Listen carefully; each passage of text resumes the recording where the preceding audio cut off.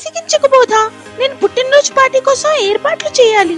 నీకు తెలుసు కదా, కేక్, కొవ్వొత్తులు, కాన్ఫెటీ. అర్థమవుతున్నది.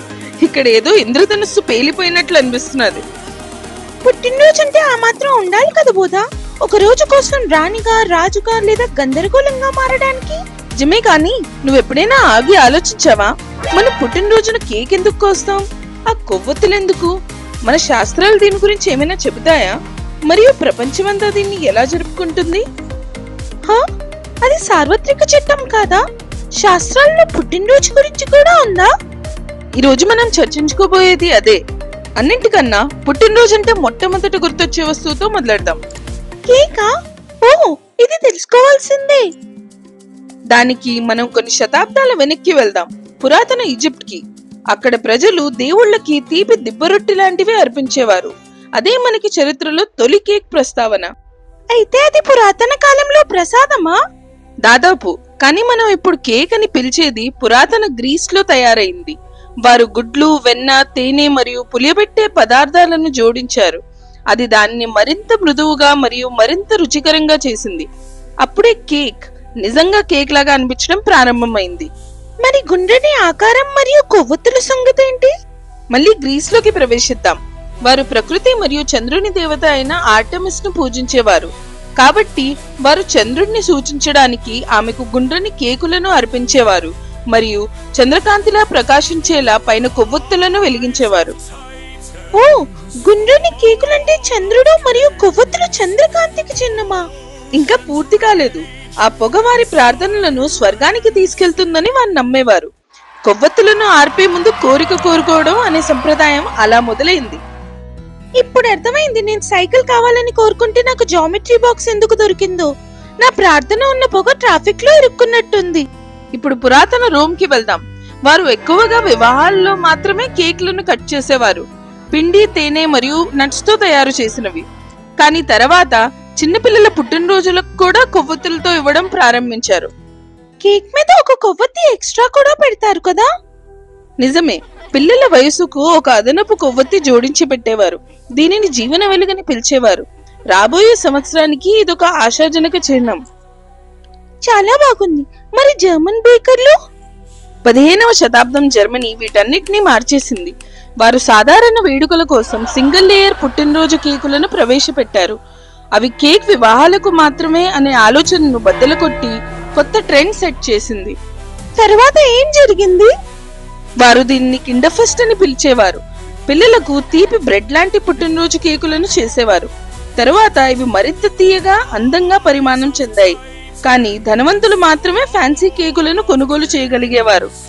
అంతేలే, ధనం మూలం ఇదం జగత్ అని అన్నారు పెద్దలు. మరి 18వ శతాబ్దం వరకు పారిశ్రామిక విప్లవం సహాయానికి వచ్చింది. సరసమైన ధరలకు పదార్థాలు మరియు బేకింగ్ సాధనలు దొరకడంతో సామాన్యులు కూడా కేక్ తో పుట్టినరోజు జరుపుకునేవారు. 19వ శతాబ్దం మధ్య నాటికి పశ్చిమ ఐరోపా అంతటా పుట్టినరోజు కేకులు పూర్తి స్థాయిగా సంప్రదాయంగా మారింది. ఆగు ఆగు, భారతదేశం సంగతి ఏమిటి? మనం ఎప్పుడు కేక్ పార్టీలో చేరాము? చెప్తా. భారతదేశంలో మొట్టమొదటి కేక్ ను 1883లో కేరళలోని తలసిరి అనే గ్రామంలో రాయల్ బిస్కెట్ ఫ్యాక్టరీలో మాంబల్లి బాపు అనే వ్యక్తి తయారు చేశారు. ఆసక్తికరమైన విషయం ఏమిటంటే ఆయనే భారతదేశంలో మొట్టమొదటి క్రిస్మస్ కేక్ ను కూడా తయారు చేశారు. ఆయన కేక్ కాదు, చరిత్రలో తనకంటూ ఒక చోటు తయారు చేసుకున్నారు.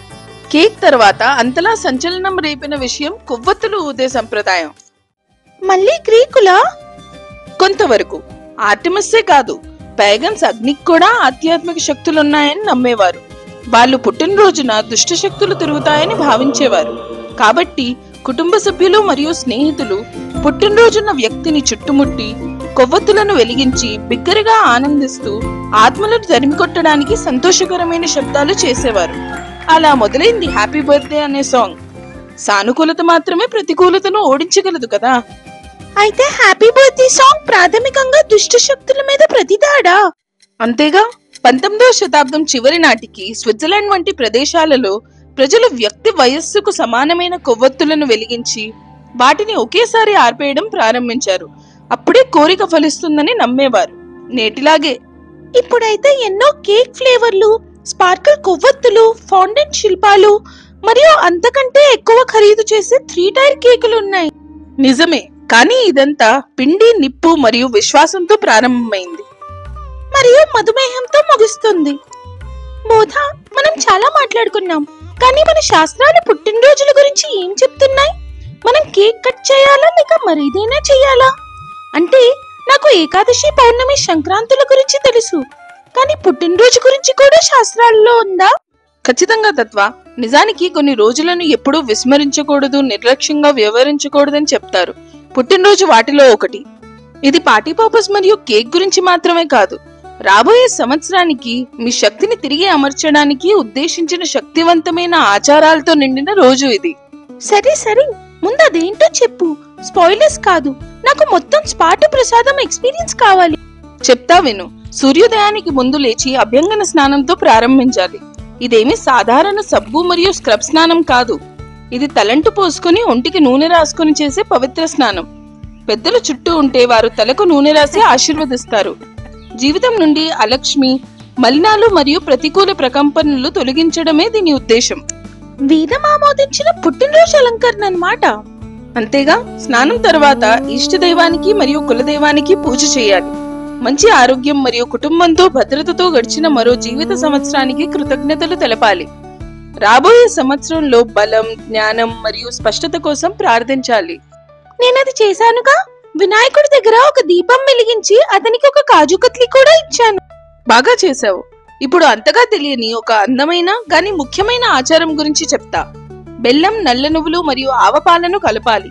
తూర్పు ముఖంగా కూర్చొని ఆచమనం లాగా 3 సార్లు మౌనంగా తాగాలి. ఈ మిశ్రమం తదుపరి పుట్టినరోజుకు ముందు వచ్చే ఏమైనా గండం లేదా అడ్డంకులను నివారిస్తుంది. అయితే ఇది రక్షణ కషాయం లాంటిదా? అక్షరాల. మాధుర్యం, స్థిరత్వం మరియు స్వచ్ఛత అన్నీ ఒకే గుక్కలు. తరువాత ఒక క్షణం మానసికంగా సప్త చిరంజీవులను తలుచుకోవాలి. వారు ఇప్పటికీ మన మధ్య నివసిస్తున్నారు మరియు గొప్ప ఆధ్యాత్మిక శక్తిని కలిగి ఉంటారు. ఆ శ్లోకం నాకు పంపించవా బోధ? నా వచ్చే పుట్టినరోజుకి ముందు నేర్చేసుకుంటా. అలాగే పంపిస్తాను. ఇప్పుడు మనం ఎప్పటికీ మర్చిపోకూడని ఒక విషయం, తల్లిదండ్రులకు మరియు గురువులకు నమస్కరించడం. వారి ఆశీర్వాదాలు అపారమైన కర్మ బరువును కలిగి ఉంటాయి. మీ పుట్టినరోజున వారి ఆశీర్వాదాలు రెట్టింపు అవుతాయని చెబుతారు. అది నాకు చాలా ఇష్టం. పుట్టినరోజున అమ్మ కౌగిలింత కన్నా మంచిదేముంది? ఆ తర్వాత సమీపంలోని దేవాలయాన్ని సందర్శించాలి. అది ఒక సాధారణ దర్శనం కావచ్చు, కానీ అది ఆ రోజును దైవత్వంతో నింపేస్తుంది. ఇదంతా బాగుంది, కానీ ఆ రోజు ఉపవాసం చేయాలా? అలాంటిదేమీ లేదు. నువ్వు రుచికరమైన భోజనం చేయవచ్చు. ఈ రోజు ఉపవాసం గురించి కాదు, ఇది జీవితం అనే వరాన్ని గౌరవించడం గురించి. బ్రతికించావు.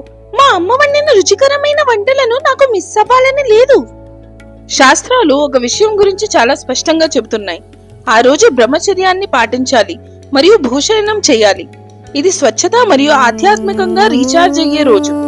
దీనితో శరీరం మరియు మనస్సు రెండూ విశ్రాంతి తీసుకుంటాయి మరియు ప్రకృతితో తిరిగి సమన్వయం అవుతాయి. సరే, తర్వాత ఏం చేయాలి? వీలైతే దాన ధర్మాలు చేయాలి. నువ్వు చేయగలిగినంత. బట్టలు, ఆహారం, దక్షిణ. ఒకవేళ ఏమీ ఇవ్వలేకపోయినా గోగ్రాసం చేయవచ్చు. ఏంటి? గోగ్రాసం అంటే గోమాతకి పచ్చగడ్డి తినిపించడం, దాని చుట్టూ ప్రదక్షిణ చేసి మరియు ప్రార్థనలు చేయడం. ఇది నేను తప్పకుండా చేస్తాను. దాని తర్వాత నేను గోమాతతో ఒక సెల్ఫీ తీసుకోవచ్చా? చెయ్యొచ్చు, కానీ దాన్ని ప్రదర్శించకుండా ఒక జ్ఞాపకంగా ఉంచుకుంటానంటేనే. నాకోకే. చివరగా సనాతన ధర్మంలో పుట్టినరోజున ఎప్పుడూ దీపాన్ని ఆర్పకూడదు. పొరపాటును కూడా. దీపం పరబ్రహ్మ స్వరూపం. అది దైవిక కాంతి. దానిని ఆర్పడం చాలా అశుభంగా పరిగణిస్తారు. అర్థమైంది. అసతోమా సద్గమయ శ్లోకంలో చెప్పినట్టు కదా. గుర్తుంచుకో, ఈ సంప్రదాయాలు మూఢనమ్మకాలు కావు. అవి ఆయుష్ను, ప్రాణశక్తిని విస్తరించడానికే ఉన్నాయి. అవి ఆరోగ్యం, శ్రేయస్సు మరియు అంతర్గత సమతుల్యత కోసం రూపొందించబడ్డాయి. వినటానికి చాలా బాగుంది బోధ. ఇతర దేశాల్లో కూడా పుట్టినరోజులను ఇంతే నాటకీయంగా చేస్తారా? లేక మనమే శాస్త్రాలు మరియు కేక్ మధ్య సమతుల్యం చేయడానికి ప్రయత్నిస్తున్నామా?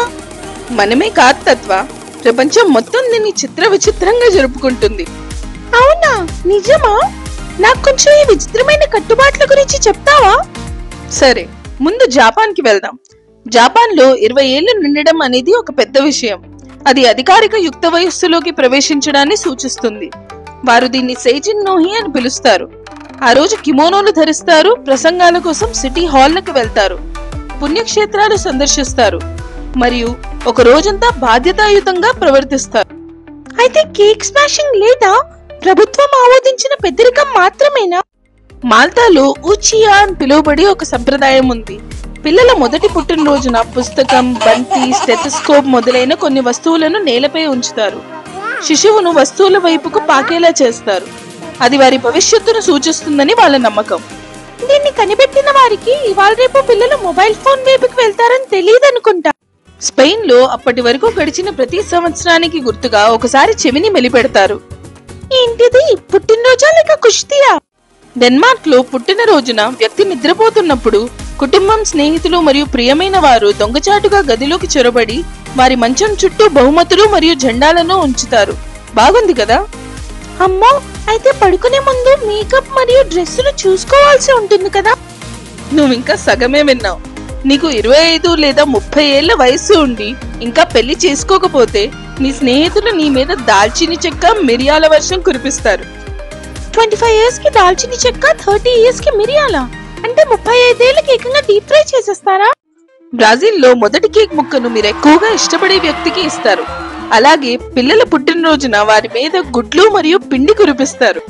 మొదటిది బాగుంది కానీ ఈ గుడ్లు విసరటం ఏంట్రా బాబు? జమైకాలో అదే ఆలోచన మరింత తీవ్రత. పుట్టినరోజు జరుపుకుంటున్న వ్యక్తి మీద పిండి వేస్తారు. అది చాలా సార్లు, కొన్నిసార్లు అయితే మొత్తం పిండితో కప్పేస్తారు. పిండి, గుడ్లు, ఏంటో ఈ గోల. సౌత్ కొరియాలో మియోక్ శైవలంతో చేసిన సూప్ వడ్డిస్తారు. ఇది అమ్మతనాన్ని గౌరవిస్తుంది మరియు పోషకాలను కలిగి ఉంటుంది. ఆ, ఇది చాలా బాగుంది. కానీ పుట్టినరోజున సూపా? కేక్ ఇక్కడుంది. కెనడాలో స్నేహితులు దొంగచాటుగా వచ్చి దురదృష్టాన్ని నివారించడానికి ముక్కుపై వెన్న రాస్తారు. ఆహా, ఎవరిది బాబు ఈ విచిత్రమైన ఐడియా? జర్మనీలో ఎవరికైనా ముందుగా శుభాకాంక్షలు చెప్పకూడదు, దాన్ని దురదృష్టంగా భావిస్తారు. అయితే అర్ధరాత్రి పుట్టినరోజు విషెస్ మరియు మెసేజెస్ చేయకూడదా? ఇలా అయితే నా గ్యాంగ్ మొత్తం రద్దు చేయబడుతుంది. అంతేకాదు, 30 ఏళ్ళ నుండి పెళ్లి అవ్వకుండా ఉంటే ముద్దు సంపాదించే వరకు సిటీ హాల్ మెట్లను ఊడవాలని అక్కడ సంప్రదాయం. నాకు తలనొప్పి వస్తుంది. పుట్టినరోజున హాల్ ఊడవడమా? అంతకన్నా ఘోరం ఏమైనా ఉంటుందా? మెక్సికోలో చాక్లెట్స్ మరియు గిఫ్ట్స్ తో నిండిన పెనాటాలను ఉట్టిలా కడతారు. పిల్లల కళ్ళకు గంతలు కట్టి అది పేలిపోయే వరకు వంతుల వారీగా కొడతారు. అమ్మా, ఇది కదా పార్టీ అంటే. మరియు 15వ పుట్టినరోజుకి అమ్మాయిలు క్విన్సినియారా అనే గొప్ప వేడుకను జరుపుకుంటారు. గౌను, కిరీటం, ఫార్మల్ డాన్స్, పూర్తిగా గ్లామర్. అది పుట్టినరోజు ప్లస్ బాలీవుడ్ వివాహంలా ఉంటుంది. అబ్బా, ఆ ఊహ ఎంత బాగుంది. వియత్నాంలో ప్రజలు సంప్రదాయంగా వ్యక్తిగత పుట్టినరోజులను జరుపుకోరు. దానికి బదులుగా వియత్నమీస్ అందరి వయసు నూతన సంవత్సరమైన టెట్ కి 1 సంవత్సరం పెరుగుతుంది. ఇదేదో బాగుంది. దేశం మొత్తానికి ఒకటే కేక్. చైనాలో పుట్టినరోజుతోనే 1 సంవత్సరం అవుతుంది మరియు నూతన సంవత్సర వేడుకల సందర్భంగా అది 2వ సంవత్సరం అవుతుంది. మీ పుట్టిన తేదీతో కాదు, క్యాలెండర్ తో వయసు మారుతుంది. ఓహో, అయితే నాకు పళ్ళొచ్చేలోపే 3 సంవత్సరాలు వచ్చేస్తాయన్నమాట. వారు లాంజివిటీ నూడిల్స్ కూడా తింటారు. ఒక పొడవైన కత్తిరించని నూడిల్ దీర్ఘాయువును సూచిస్తుంది. అది ఏమాత్రం తెగ్గకుండా తినాలి. అది నాకు వెన్నతో పెట్టిన విద్య. పోలాండ్ లో ప్రజలు పుట్టినరోజులను మాత్రమే కాదు, నామదినోత్సవాలను కూడా జరుపుకుంటారు. అక్కడ క్యాలెండర్ ప్రతి రోజుకు ఒక సాధువు పేరును కేటాయిస్తుంది. అది మీ పేరుకు సరిపోలితే అదే నామదినోత్సవం. పుట్టినరోజుతో పాటు బ్యాకప్ పుట్టినరోజు కూడా లభిస్తుందా? Jackpot. దక్షిణాఫ్రికాలో మీ 21వ పుట్టినరోజు ఒక సింబాలిక్ కీతో వస్తుంది. అది స్వేచ్ఛ మరియు యుక్త వయస్సులోకి ప్రవేశించడాన్ని సూచిస్తుంది. ఇది ఆసక్తికరంగా ఉంది. జీవితాన్ని అన్లాక్ చేయడానికి కీయా? ఈజిప్ట్ లో పుట్టినరోజున హాఫ్లా జరుపుకుంటారు, అనగా పెద్ద వేడుక. వెలుగు, సంగీతం మరియు నృత్యం. పువ్వులు మరియు పండ్లను ఉపయోగించి అలంకరణలు చేస్తారు. ఇవి ఆనందం మరియు పెరుగుదలను సూచిస్తాయి. ఇదేదో బాగుంది. నాకు గులాబీలో మరియు ఒక పెద్ద లావ్ పైనాపిల్ కావాలి. నార్త్ కొరియాలో మీ పుట్టినరోజు జూలై 8 లేదా డిసెంబర్ 17న వస్తే మీరు అస్సలు జరుపుకోవడానికి అనుమతి లేదు. అవి కిమ్ ఇల్ సంగ్ మరియు కిమ్ జాంగ్ ఇల్ వర్ధంతులు. ఏం మాట్లాడుతున్నావు బోధా? అంటే 100,000 మంది పుట్టలేదని నటించాలా? ఖచ్చితంగా. చాలా మంది తమ పుట్టిన తేదీని అధికారంగా మార్చేసుకుంటారు కూడా. ఇంక నేను ఇప్పుడు నా పుట్టినరోజు వీక్డే వచ్చిందని ఏడవను. ప్రపంచంలోనే వింతైన మరియు ఆసక్తికరమైన పుట్టినరోజు వేడుకలేవి. మేము ఏదైనా మిస్ అయితే కింద కమెంట్స్ లో మాకు చెప్పండి. మొత్తానికి పుట్టినరోజులు కేవలం కేక్ లేదా కొవ్వొత్తుల గురించి కాదు, అవి సంస్కృతి, కర్మ మరియు కొన్నిసార్లు దాల్చిన చెక్క దాడుల గురించి కూడా. సియోల్లో సూప్ తాగుతున్నా, చిత్తూరులో ఆవుకు ఆహారం పెడుతున్నా, లేదా బ్రెజిల్లో గుడ్ల నుంచి తప్పించుకుంటున్నా, ప్రతి సంప్రదాయానికి ఒక విషయం సమానంగా ఉంటుంది: మీరు జీవించిన జీవితాన్ని మరియు ముందుకు సాగే ప్రయాణాన్ని గౌరవించడం. కొందరు శాస్త్రాలను అనుసరిస్తారు, కొందరు తీపి వంటకాలను ఆస్వాదిస్తారు, కొందరు దీపాలు వెలిగిస్తారు, మరికొందరు పార్టీ బాంబులు వెలిగిస్తారు. మరి నువ్వు బోధ? నేను తెలుగు భాష లెక్క ఈడా ఉంటా, ఆడా ఉంటా. సరిపోయింది. మీరు చెప్పండి, మీరు మీ పుట్టినరోజు ఎలా జరుపుకుంటారు? ఆచారాలతోనా, రసగుల్లాలతోనా, లేక ఆశ్చర్యకరమైన రీతిలో ముక్కు మీద వెన్నతోనా? కింద కామెంట్స్ లో రాయండి. ఎప్పటిలాగే బోధాహూట్స్ ను లైక్ చేయండి, షేర్ చేయండి మరియు సబ్స్క్రైబ్ చేయండి.